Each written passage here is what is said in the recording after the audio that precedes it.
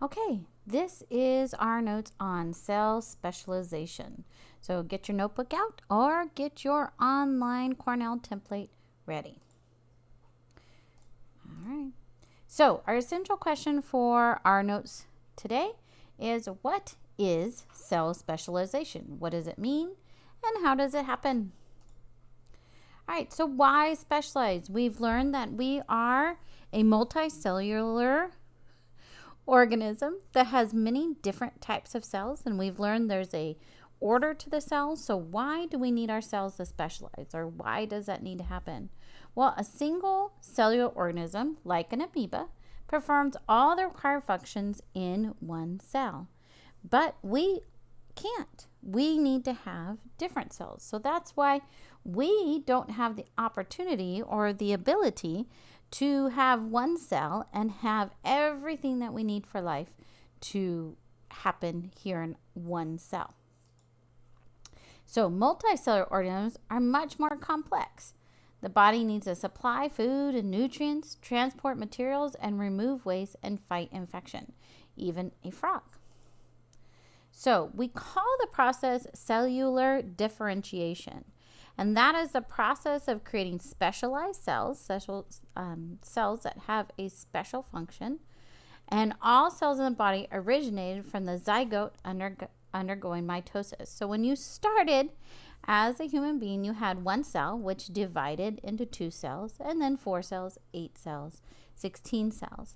And all of those cells were the same. But then eventually they begin to specialize. So as an embryo develops, cells change their shape and contents and function to what they need to do. So you become a zygote. Here you are.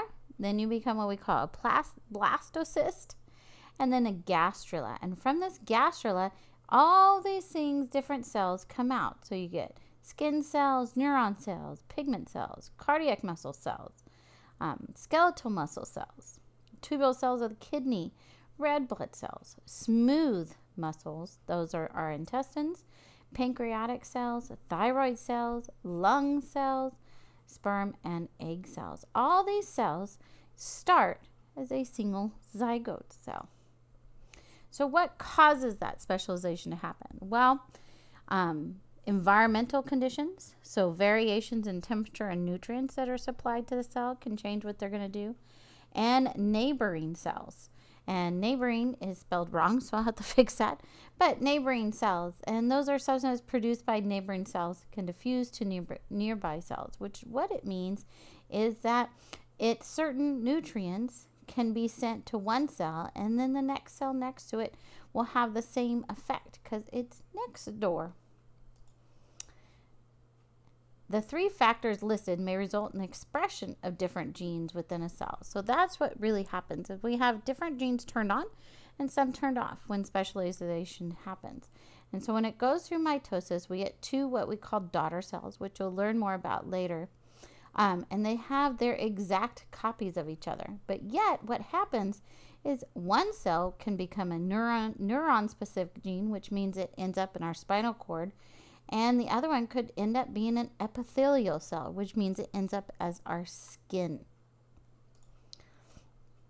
And chemical contamination of the environment can affect cellular development. So notice here, sometimes we have issues like this frog here. He ended up just with 1 leg. So he didn't have the cells actually end up differentiating to make that second leg.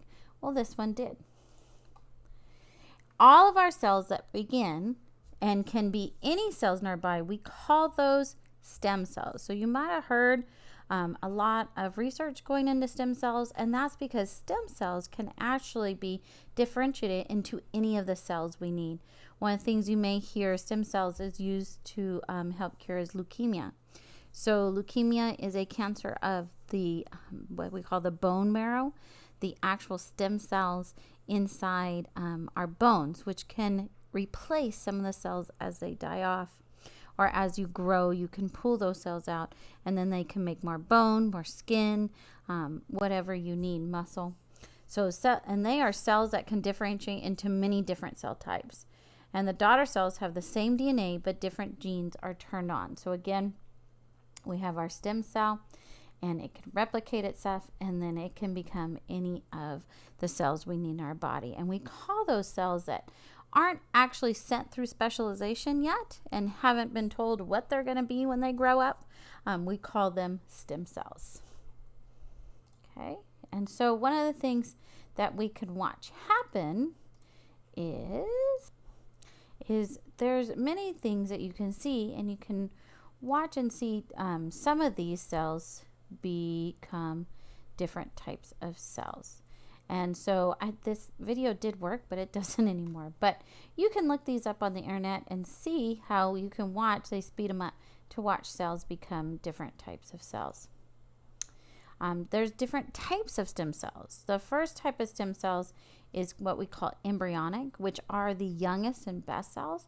And those cells can differentiate into any cell type. And so what those are the ones that are in the umbilical cords.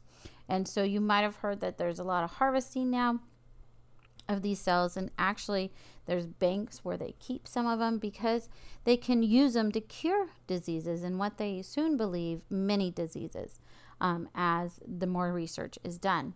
Then we have some what we call adult stem cells, and these exist in some tissues but can only form into specific types of cells. So you can basically, they can only become one type of cell of where the tissue they're at, but they are our youngest cells. And so bone marrow stem cells from white blood cells, red blood cells, and platelets, and all of these can turn into certain types of tissues. And that red blood cells and white blood cells is really what affects leukemia patients. And so those marrow cells can actually turn into that. And so you might have heard of bone marrow transplant.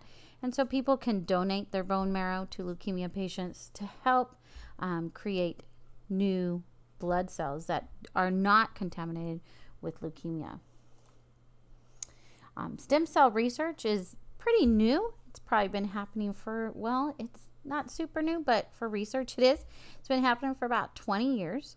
And so they get different stem cells from different sources. A lot of them do get from umbilical cords that have been thrown away after a baby is born. And so you can get them from an embryo too, but most of the time they don't like to do that. And then from 1 to 5 days, the embryo divides again and again, takes shapes as a sphere called a blastocyst. In 5 to 7 days, by this time, embryonic stem cells are visible and are capable of developing into any tissue in the body. And then fourth, the stem line, the cells are removed and grown in a petri dish. As they divide, they create a line of stem cells. And then tissue production, using various types of recipes, nutrients, and factors, scientists hope to turn stem cells into any of the body's more than 200 tissues. And so this is actually talking about how they take them from embryo. And here in the United States, actually they can't do this type of research. This research is actually done across seas. It's done in Europe. It's done in Australia. Here in the United States, they are actually limited to donated embryonic stem cells from umbilical cords. And so there's some tissue types. What are the tissue types? So tissues are a collection. We learned that. That's a level organization, right? Of similar cells that perform specific functions. So of course we have our epithelial, which is our skin. We have our muscular, which are our muscles. Our connective tissues, which are all those tendons you hear about that a lot of athletes tear. And then our nervous system. So we have these tissues, are these stem cells that when we're young, and we have a collection of cells and they're pretty much identical, and then they differentiate or specialize into all these different types of cells that we need to become a human. All right, so those are our notes on cell specialization. So go back and process your notes, highlight important parts and underline vocabulary words or unknown words. Write connections in the left-hand column and questions if you have them, and write a 3 to 5 sentence summary of your notes and use your connections. If you have any questions, please let me know.